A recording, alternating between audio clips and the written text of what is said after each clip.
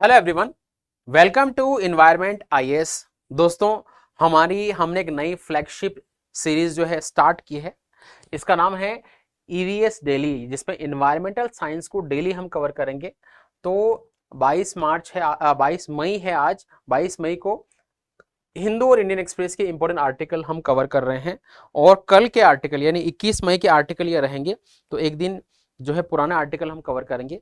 तो हमारा इसमें पर्पस क्या है, हमने ये सीरीज क्यों स्टार्ट की है, तो हम ये कोशिश कर रहे हैं कि यूपीएससी में जो है प्रीलिम्स में एनवायरनमेंट के ऑलमोस्ट 16 टू 20 क्वेश्चंस आते हैं। जनरली बच्चों को एनवायरनमेंट में बहुत ज़्यादा प्रॉब्लम आती है, स्पेशली करंट अफेयर वाले एरिया में। इसका कारण ये है कि करंट के क्वेश्चन आते हैं और करंट का इतना होलिस्टिक कवरेज कहीं भी अवेलेबल नहीं है, जो है किसी भी जनरली प्लेटफॉर्म के ऊपर। तो हमने सीरीज शुरू की है एक्सक्लूसिव एनवायरनमेंट को टारगेट करते हुए, क्योंकि हमारे चैनल का नाम ही एनवायरनमेंट आईएएस है। तो एनवायरनमेंट को तो हम विशेष फोकस में रखेंगे। तो हमने ये डिसाइड किया है कि हम रोज हिंदू, इंडियन एक्सप्रेस, पीआईबी, ये जो सोर्सेस है, यहाँ डेली जो इन्वायरमेंट के आर्टिकल आ रहे हैं उसका एनालिसिस हम करेंगे और रेगुलरली ये रहेगा। तो डेली डोज ऑफ एनवायरमेंट, रोज एनवायरमेंट को कवर करेंगे।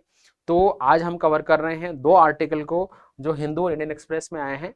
पहला है Venezuela loses all its glacier. Second article है India to host 46 Antarctic treaty consultative meeting. तो ये दोनों आर्टिकल कवर कर रहे हैं। ये दोनों आर्टिकल जो है इंडियन एक्सप्रेस में पब्लिश हुए हैं। हिंदू में भी जब भी कोई रिलेवेंट आर्टिकल होगा एनवायरनमेंट का, हम साथ में ले लेंगे। तो डेली के 3-4 आर्टिकल एनवायरनमेंट के जो दोनों पेपर में आएंगे, प्लस जो पीआईबी में आएंगे, उसको हम कवर करेंगे, ताकि आपका रोज एनवायरनमेंट कवर हो। कम से कम 2 से 3 आर्टिकल रोज कवर करोगे तो महीने के आपके कम से कम 100 आर्टिकल के आसपास हो जाएंगे। तो एनवायरनमेंट का जो कवरेज में जो समस्या आती है, आप रेगुलरली इस सीरीज को फॉलो करोगे तो एनवायरनमेंट यहीं से कवर हो जाएगा। ना तो कोई मैगजीन पढ़ने की जरूरत है, और रेगुलरली 15 से 20 मिनट आप देखोगे तो आपका एनवायरनमेंट कंप्लीट होता जाएगा। फिर हमने एमसीक्यूज की सीरीज भी निकाली है, जहां से डेली आर्टिकल पर एमसीक्यूज आप कर सकते हो। तो अगेन आपका प्रीलिम्स जो है फोकस प्रिपरेशन हो जाएगी। तो ये एक्सक्लूसिव एनवायरनमेंट की सीरीज है और हमारी फ्लैगशिप सीरीज है। तो स्टार्ट कर रहे हैं फर्स्ट आर्टिकल। दोस्तों, साउथ अमेरिका में एक देश जिसका नाम है वेनेजुएला, और इस देश में बहुत बड़ी त्रासदी ये हुई है कि यहाँ पर जितने भी ग्लेशियर थे, ग्लेशियर क्या होते हैं, गंगा नदी गंगोत्री ग्लेशियर से निकलती है। तो ग्लेशियर का मतलब क्या है कि एक बड़ा एक पहाड़ है जो बर्फ से पूरा कवर्ड है, ये ग्लेशियर है। और ये बर्फ क्या करता है, गर्मी के टाइम पे साल भर पिघलता रहता है और इससे पानी आता है, जिसमें बहुत सारी नदियां बनती है। जैसे गंगा नदी निकल रही है गंगोत्री ग्लेशियर से, यमुना नदी निकल रही है यमुनोत्री ग्लेशियर से।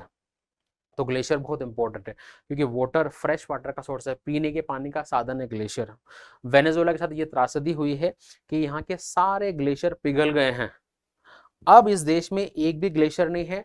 लास्ट ग्लेशियर था हम्बोल्ट ग्लेशियर, जो भी पिघल गया है। अब वहां पे कुछ भी ग्लेशियर नहीं बचा हुआ है।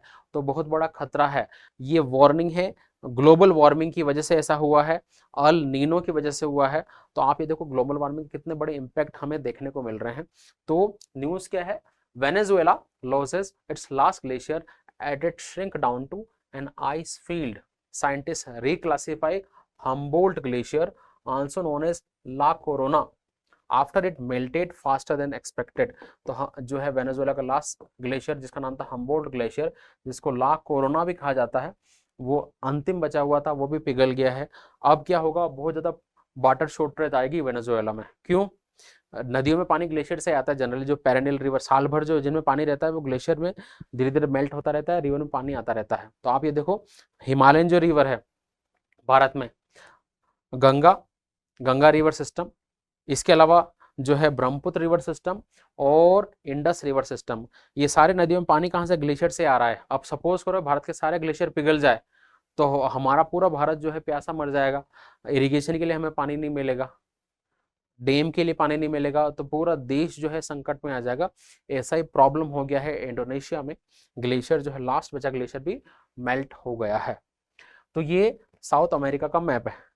ये कंट्री है वेनेजुएला, और वेनेजुएला में यहां पर आपने एक माउंटेन का नाम सुना है, जिसका नाम है एंडीज माउंटेन। एंडीज पर्वतमाला, ये वेनेजुएला है। यहां पर लास्ट बचा हुआ ग्लेशियर था हम्बोल्ट ग्लेशियर,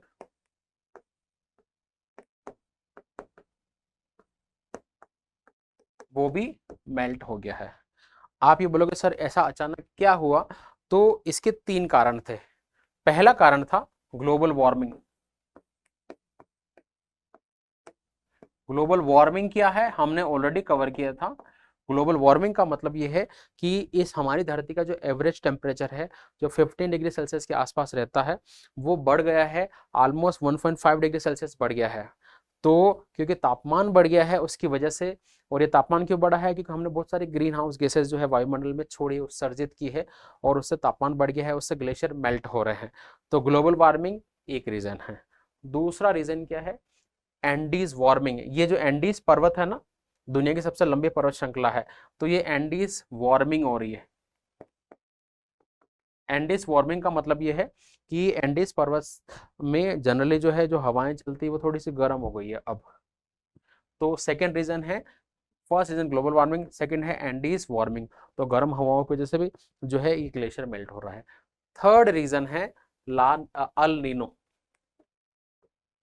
थर्ड रीजन है अल नीनो। अल नीनो का मतलब क्या है, अल नीनो का मतलब ये है कि ये साउथ अमेरिका है, ये वेनेजुएला है। साउथ अमेरिका में यहाँ जो है, ये जो यहाँ पर करंट बहता है जिसको बोलते हैं पेरुवियन करंट। क्या नाम है, धारा का, समुद्री धारा का पेरुवियन करंट, जो ठंडी धारा है। बेसिकली अल नीनो का मतलब ये है कि इस ठंडी धारा की जगह गर्म धारा या गर्म पानी का आ जाना, इस अल नीनो। तो कभी कभी ये होता है कि 4-5 साल में एक बार ये साउथ अमेरिका के कोस्ट पर, जो जनरली जहाँ पर नॉर्मली जो है ठंडा पानी आता है, वहाँ उसी जगह गर्म पानी आ जाता है, वार्म करंट आ जाता है। तो इसको बोलते हैं अल नीनो। तो आप ये देखो, पानी गर्म, हवा गर्म और धूप, ग्लोबल वार्मिंग यानी सनलाइट, धूप। एंडीज वार्मिंग का मतलब जो है एंडीज माउंटेन गर्म हो गया है, वहां पे गर्म हवा आ रही है तो हवा गर्म, और यहाँ पर देखो पानी जो जनरली ठंडा होता है वो पानी गर्म हो गया। तो सब वजह से हीट मिल रही है, इसकी वजह से ग्लेशियर मेल्ट हो गया है। लास्ट बचा हुआ हम्बोल्ट ग्लेशियर था, वो भी खत्म हो गया है। अब जो है वेनेजुएला में कोई भी ग्लेशियर नहीं बचा है। तो ग्लेशियर जो है मेल्ट हो गया है।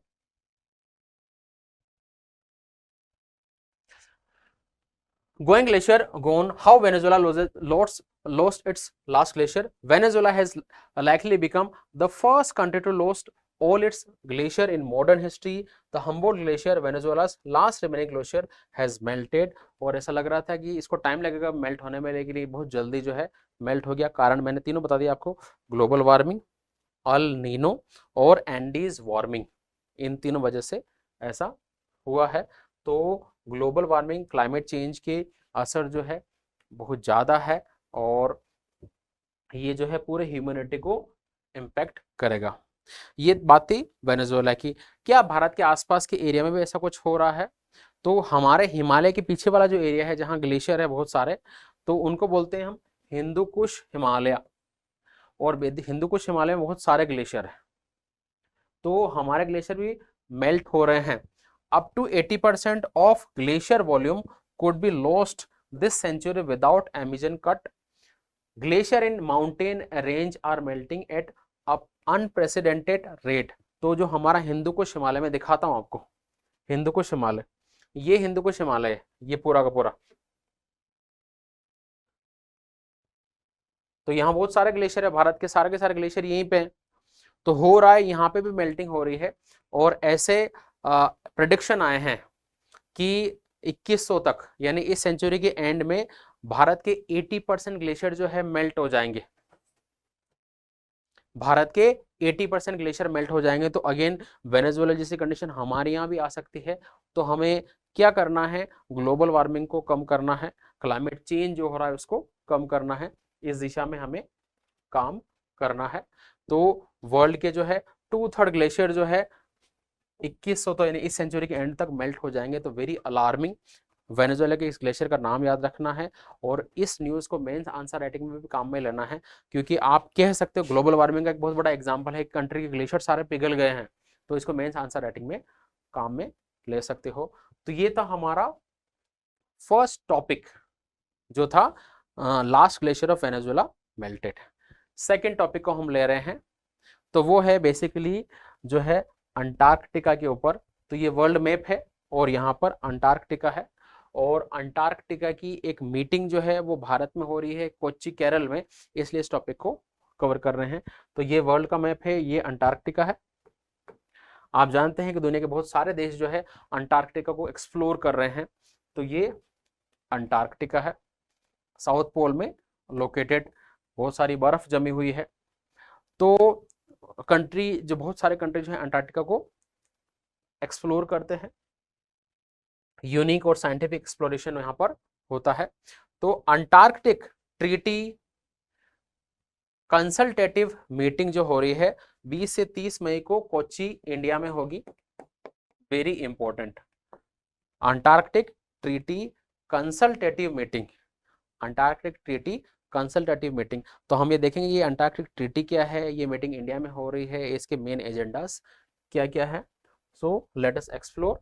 India to host 46 Antarctic treaty consultative meeting. India is hosting 46 Antarctic Treaty consultative meeting in Kochi, Kerala from May 20 to 30, 2024 है ये 2024 में, इसी महीने अभी जो है ये ट्रीटी स्टार्ट हो गई है।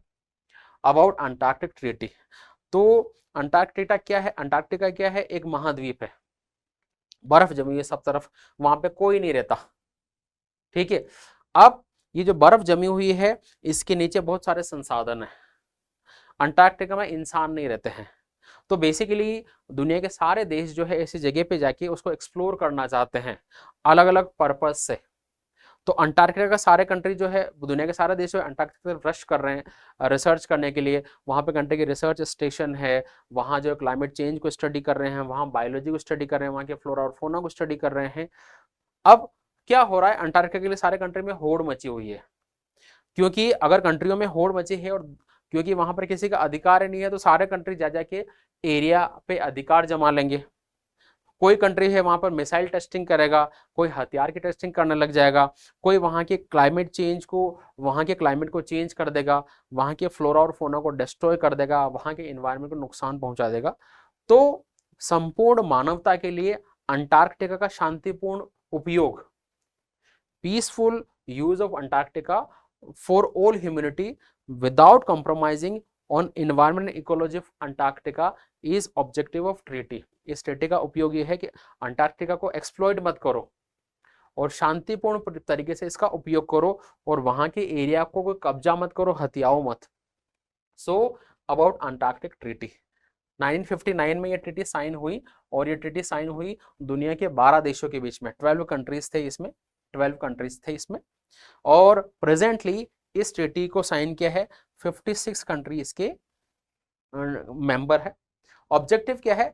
Demilitarisation, peaceful use of Antarctica, freedom of scientific cooperation and environment protection. तो आप ये देखो, अंटार्कटिका का डीमिलिटराइजेशन का मतलब है वहां पर हथियार वगैरह नहीं ले जाने हैं, ना ही मिसाइल टेस्टिंग करनी है, क्योंकि कोई इंसान नहीं रहता तो मिसाइल टेस्टिंग वगैरह कर सकते हैं, लेकिन नहीं करना है। पीसफुल यूज करना है अंटार्कटिका का। फ्रीडम ऑफ साइंटिफिक कॉपरेशन यानी वैज्ञानिक सहयोग, अगर साइंटिफिक एक्सपेरिमेंट करना चाहते हो तो बहुत सारे कंट्री साथ में हो, कॉपरेट करो। और एनवायरमेंट के प्रोटेक्ट करना, ऐसा नहीं हो कि बहुत सारे इंसान वहां पहुंच जाए और वहां के एनवायरमेंट को नुकसान पहुंचाए। तो इन सब पर्पज के लिए ट्रीटी है, 1959 में साइन हुई, साइन की 12 कंट्रीज ने। आज जो है 56 कंट्री जो है इसके मेंबर है। कौन कौन से 12 देश है जो जिन्होंने ट्रीटी ओरिजिनली साइन की थी? तो Argentina, Australia, Belgium, Chile, France, Japan, New Zealand, Norway, South Africa, USSR यानी रशिया, यूके और यूएसए। तो ये 12 कंट्री थे जो ओरिजिनली जिन्होंने ट्रीटी साइन करे। तो बड़े बड़े कंट्री आप ये देखो, यूएसए है इसमें, रशिया है, यूके है, यूएसए, ठीक है, उसके बाद में रशिया है, यूके है, इसके अलावा ऑस्ट्रेलिया है, फ्रांस है, जापान है, फिर न्यूजीलैंड है, नॉर्वे है, साउथ अफ्रीका, चिली, बेल्जियम और अर्जेंटीना। तो ये 12 देश है जिन्होंने ये ट्रीटी साइन की थी। ये कंट्री इंपॉर्टेंट है क्योंकि ये जो कन्वेंशन, ये मीटिंग जो है इंडिया में हो रही है, तो ये सारे 12 देश रटने हैं, यहाँ पे क्वेश्चन बन जाएगा। तो ध्यान रखना है कि विच of the following countries were originally signatory of जो है अंटार्कटिक ट्रीटी। अभी जो है 56 कंट्री, इंडिया भी मेंबर है। अंटार्कटिक ट्रीटी के ऑब्जेक्टिव क्या है? डीमिलिटराइजेशन, अंटार्कटिका में zone free of military operation और न्यूक्लियर टेस्ट वगैरह नहीं करने हैं, पहला पर्पस। दूसरा है पीसफुल यूज, तो अंटार्कटिका का पीसफुल पर्पस के लिए, शांतिपूर्ण जो है उद्देश्यों के लिए उपयोग करना, साइंटिफिक कॉपरेशन करना वहां पर, और एनवायरमेंट प्रोटेक्शन करना। ये तो 4 ऑब्जेक्टिव है अंटार्कटिक ट्रीटी के। ठीक है, अगेन यहां से क्वेश्चन फ्रेम हो सकता है, which of the following is objective of Antarctic treaty?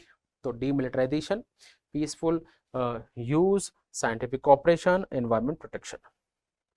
सचिवालय कहां पर है? तो ब्यूनस आयर्स अर्जेंटीना में इसका हेडक्वार्टर है। हेडक्वार्टर कहां है?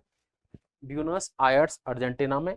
ग्लोबल अचीवमेंट, और ध्यान रखना ये ट्रीटी जो है लीगली बाइंडिंग है। इसका मतलब यह है कि जो 56 कंट्री ने जिन्होंने ये ट्रीटी साइन की है, उन वो कानूनी रूप से बाध्य है इस ट्रीटी की शर्तों को मानने के लिए।